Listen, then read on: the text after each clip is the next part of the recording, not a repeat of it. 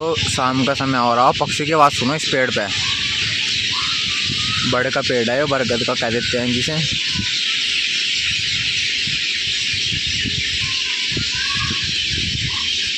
जो नेचुरल है, जो गांव में मिल सके आपको आवाज़ सुनने को, और कहीं नहीं मिलेगी।